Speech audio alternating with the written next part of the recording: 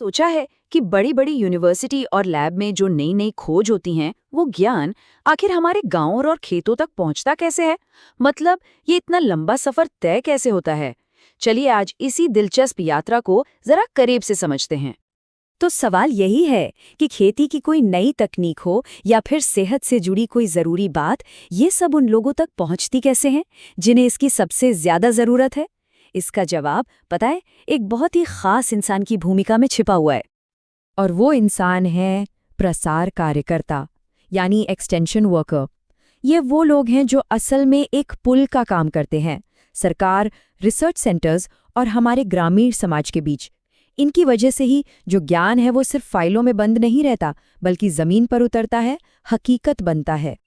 तो चलिए अब जरा और गहराई से समझते हैं कि ये जो प्रसार कार्यकर्ता है वो समाज के लिए इतना जरूरी क्यों है और असल में उसकी भूमिका होती क्या क्या है।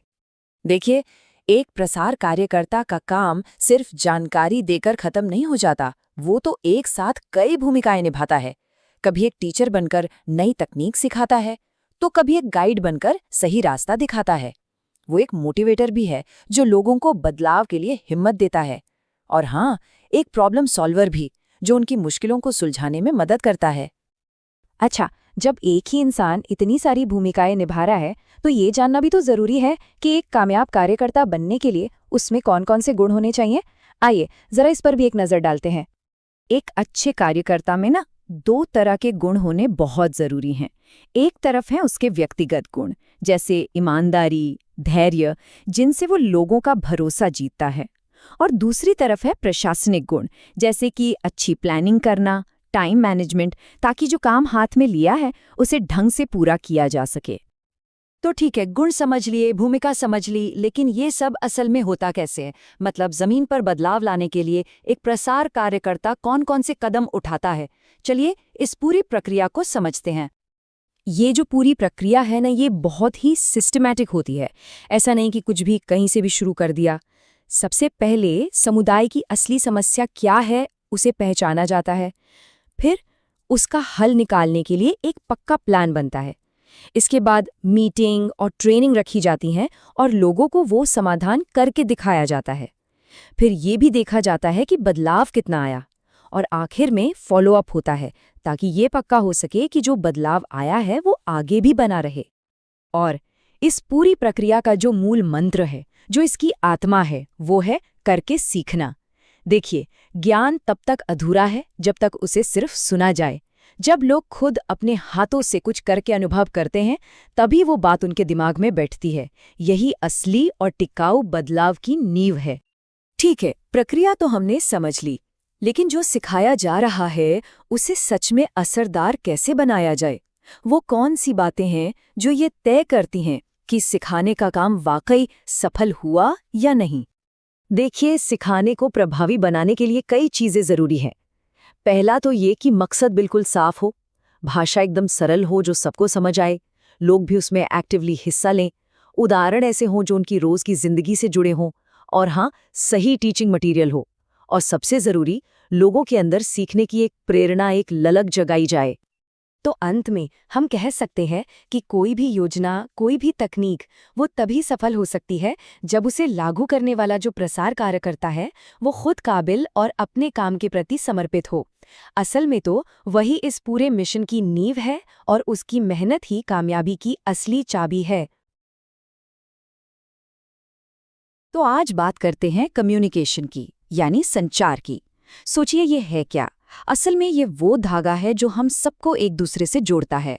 ये सिर्फ बातचीत नहीं है, ये विचारों का, भावनाओं का वो लेन देन है जिस पर हर रिश्ता, हर समाज और हर तरक्की टिकी हुई है। तो चलिए आज इसी की परतों को खोलते हैं और समझते हैं कि ये कैसे काम करता है। तो आज हम क्या क्या देखने वाले हैं। सबसे पहले हम बिल्कुल बेसिक से शुरू करेंगे कि संचार है क्या।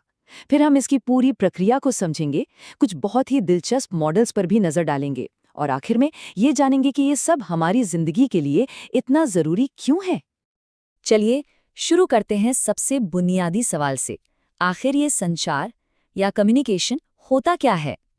हम दिन भर में कितनी ही बार इस शब्द का इस्तेमाल करते हैं, है ना? कम्युनिकेशन गैप है, ठीक से कम्युनिकेट करो। पर क्या हमने कभी सोचा है कि इसका असली मतलब क्या है। क्या ये सिर्फ कुछ कह देना है या इससे कहीं ज्यादा गहरा है? अगर बिल्कुल आसान शब्दों में कहें तो ये विचारों का लेन देन है। पर यहाँ एक बहुत जरूरी बात है, सिर्फ अपनी बात कह देना ही कम्युनिकेशन नहीं है। असली चीज ये है कि सामने वाला आपकी बात को ठीक उसी तरह समझे जैसा आप समझाना चाहते थे। समझना और समझाना दोनों जरूरी हैं।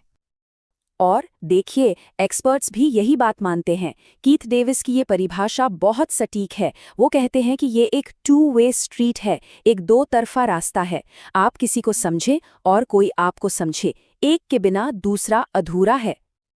और लुइस एलन तो इसे एक कदम और आगे ले जाते हैं। वो कहते हैं कि ये सिर्फ विचारों का नहीं बल्कि भावनाओं का भी खेल है। और ये बात तो बिल्कुल सही है ना? कम्युनिकेशन में जितना दिमाग लगता है उतना ही दिल भी। तो अब ये तो समझ आ गया कि कम्युनिकेशन है क्या, पर सवाल ये है कि ये होता कैसे है। क्या ये बस हो जाता है? नहीं, इसके पीछे एक पूरी प्रक्रिया, एक पूरा प्रोसेस काम करता है। हर बातचीत, चाहे वो एक छोटा सा हेलो ही क्यों ना हो, एक खास क्रम से गुजरती है। किसी भी बातचीत को हम इन 6 हिस्सों में बांट सकते हैं। एक होता है सेंडर यानी भेजने वाला, और एक होता है रिसीवर यानी पाने वाला। लेकिन बीच में आ जाता है नॉइस या शोर। और ये शोर कुछ भी हो सकता है, आसपास का हल्ला, खराब नेटवर्क या कोई गलतफहमी जो आपके मैसेज का मतलब ही बदल दे। और सबसे जरूरी फीडबैक। जब तक रिसीवर की तरफ से कोई प्रतिक्रिया नहीं मिलती, ये साइकिल पूरा नहीं होता। अब इसी पूरी प्रक्रिया को और अच्छे से समझने के लिए ना कुछ बहुत ही स्मार्ट लोगों ने कुछ मॉडल्स बनाए हैं। ये मॉडल्स एक तरह से ब्लूप्रिंट्स जैसे हैं किसी भी बातचीत का विश्लेषण करने के लिए। चलिए कुछ पर नजर डालते हैं। जैसे ये लैसवेल का मॉडल, ये बहुत पुराना है पर आज भी बहुत काम का है। ये बस 5 आसान से सवाल पूछता है। कौन कह रहा है, क्या कह रहा है, किस चैनल से, किसको कह रहा है और इसका असर क्या हुआ। आप कोई भी टीवी ऐड देखिए और उस पर ये 5 सवाल लगाकर देखिए, सब कुछ साफ हो जाएगा। इसके बाद और भी मॉडल आए, जैसे शैनन वीवर मॉडल ने नॉइज यानी किसी भी तरह के रुकावट के आइडिया को और गहराई से समझाया। वहीं बर्लो के मॉडल ने इस बात पर जोर दिया कि सिर्फ मैसेज ही नहीं बल्कि भेजने वाले और पाने वाले की अपनी खासियतें, उनका बैकग्राउंड, ये सब भी बहुत मायने रखता है। अच्छा, तो अब आप सोच रहे होंगे कि इन सब मॉडल्स का करना क्या है। ये सिर्फ किताबी बातें नहीं है, असल दुनिया में इनका बहुत बड़ा असर होता है।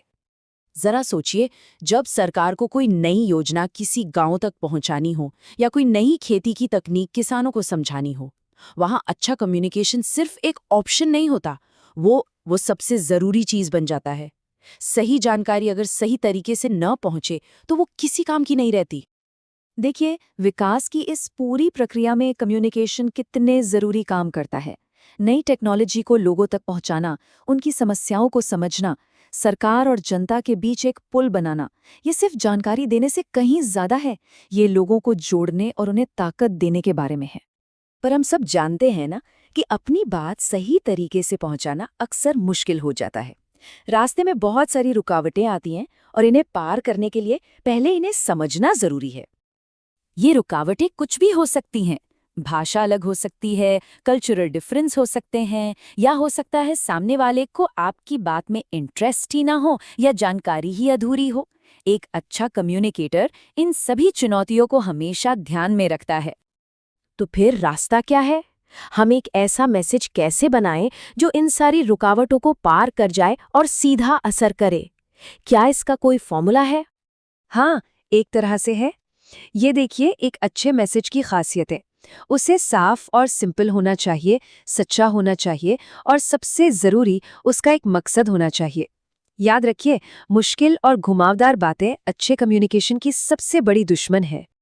लेकिन बात सिर्फ मैसेज की क्वालिटी पे खत्म नहीं होती। जो इंसान उस मैसेज को दे रहा है वो भी उतना ही बल्कि शायद उससे भी ज्यादा जरूरी है। एक अच्छे संदेशवाहक में क्या गुण होने चाहिए? उसे अपने सुनने वालों की समझ होनी चाहिए, उसकी बातों में कॉन्फिडेंस झलकना चाहिए और उसे फीडबैक लेने के लिए हमेशा तैयार रहना चाहिए, क्योंकि अच्छा कम्युनिकेशन सिर्फ बोलना नहीं, सुनना भी होता है। तो घूम फिर कर सारी बात एक ही चीज पर आके रुकती है। कम्युनिकेशन का सबसे बड़ा, सबसे जरूरी लक्ष्य क्या है? वो है आपसी समझ, म्यूचुअल अंडरस्टैंडिंग। अगर ये नहीं हुआ तो सब बेकार है। तो आखिर में बस एक सवाल, अगर कम्युनिकेशन का मतलब है समझ का एक पुल बनाना, तो जरा सोचिए, हम और आप हर रोज जो पुल बना रहे हैं वे कितने मजबूत हैं।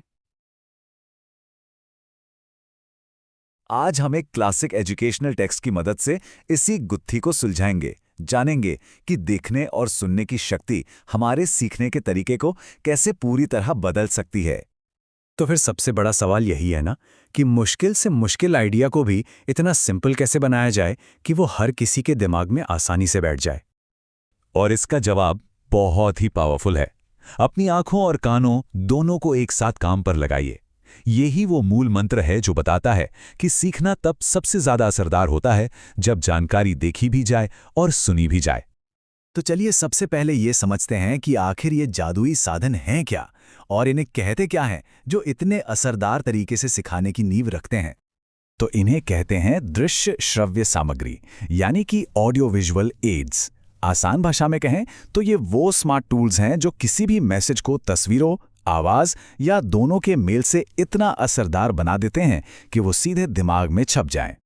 ये लाइन देखिए, कितनी सीधी और कितनी गहरी है। यह हमें याद दिलाती है कि असली सीखना सिर्फ अक्षरों को पढ़ना नहीं है, बल्कि आइडियाज को देखना और सुनना भी है। ये एक तरह का मल्टी सेंसरी एक्सपीरियंस है। तो सवाल ये है कि ये इतने ज़रूरी क्यों हैं? क्योंकि ये मुश्किल चीज़ों को बिल्कुल आसान बना देते हैं, बोरिंग टॉपिक में भी दिलचस्पी जगा देता है और हमारा कीमती वक्त भी बचाते हैं। लेकिन सबसे बड़ी बात यह है कि इनसे सीखी हुई चीज़ें दिमाग पर एक गहरी छाप छोड़ जाती हैं। और तो और इनके जरिए ज्ञान उन लोगों तक भी पहुंचता है जो शायद पढ़ लिख नहीं सकते। अच्छा, तो ये तो हो गई इनकी अहमियत। अब देखते हैं कि इन्हें कितने मुख्य हिस्सों में बांटा जा सकता है। ये क्लासिफिकेशन बहुत ही सिंपल और लॉजिकल है। देखिए, क्लासिफिकेशन बहुत ही सीधा सा है। सबसे पहले आते हैं विजुअल एड्स, जिन्हें हम सिर्फ देखते हैं, जैसे कि चार्ट और पोस्टर। फिर आते हैं ऑडियो एड्स, जिन्हें हम सिर्फ सुनते हैं, जैसे रेडियो या कोई स्पीच। और आखिर में सबसे powerful combination, audio visual aids, जहां हम देखते भी हैं और सुनते भी, जैसे टेलीविजन या फिर एक कंप्यूटर। चलिए, इसको थोड़ा और अच्छे से समझने के लिए दो बहुत ही कॉमन विजुअल एड्स, चार्ट और पोस्टर, के बीच का जो फर्क है उस पर एक नजर डालते हैं। तो एक चार्ट और एक पोस्टर में आखिर फर्क क्या होता है, सोचकर देखिए। चार्ट का काम है जानकारी को एक सिस्टम से सिखाना, जैसे एक क्लासरूम में। वहीं पोस्टर का मकसद है एक अट्रैक्टिव मैसेज देकर जागरूकता फैलाना, जैसे किसी सोशल कैंपेन में। सीधी भाषा में कहें तो चार्ट में होते हैं फैक्ट्स और पोस्टर में होता है एक पावरफुल नारा। लेकिन देखिए, सिर्फ इन साधनों का होना ही काफी नहीं है। असली जादू तो इन्हें सही तरह से इस्तेमाल करने में है। चलिए उन सिद्धांतों को समझते हैं जो इन्हें सच में असरदार बनाते हैं। तो कामयाबी का मंत्र क्या है? बस इन कुछ बातों का ध्यान रखना है। अपने लक्ष्य के हिसाब से सही टूल चुनिए। जो भी मटेरियल है उसे सिंपल और क्लियर रखिए और इतना बड़ा कि हर कोई देख सके। सही टाइम पर उसका इस्तेमाल करें, पूरी तैयारी के साथ, और सबसे जरूरी, लोगों को सवाल पूछने और जुड़ने का मौका दें। ठीक है, तो हमने पुराने सुनहरे नियम तो समझ लिए। अब देखते हैं कि आज की टेक्नोलॉजी, खासकर कंप्यूटर्स, इस पूरी कहानी में कहां फिट बैठता है। आज के दौर में कंप्यूटर शायद सबसे बढ़िया दृश्य श्रव्य साधन है। इससे हम ट्रेनिंग मटेरियल बना सकते हैं, शानदार प्रेजेंटेशन दे सकते हैं, वीडियो दिखा सकते हैं और हाँ, इंटरनेट की मदद से जानकारी का पूरा ब्रह्मांड खंगाल सकते हैं। यह सीखने को एक बिल्कुल नए लेवल पर ले जाता है। और यहीं पर इस पूरी बातचीत का निचोड़ है। देखिए, टूल्स बदल सकते हैं, ब्लैक बोर्ड से लेकर कंप्यूटर तक आ गए, लेकिन असरदार तरीके से सिखाने के जो सिद्धांत हैं वो हमेशा वही रहते हैं। सही संदेश, सही समय पर और सही तरीके से। तो चलिए इस चर्चा को एक बहुत ही दिलचस्प सवाल के साथ खत्म करते हैं। सोचिए, आने वाले कल में ये सीखने सिखाने के उपकरण कैसे दिखेंगे? क्या हम वर्चुअल रियलिटी में सीखेंगे या कुछ ऐसा आएगा जिसकी हम आज कल्पना भी नहीं कर सकते? सोचने वाली बात है ना?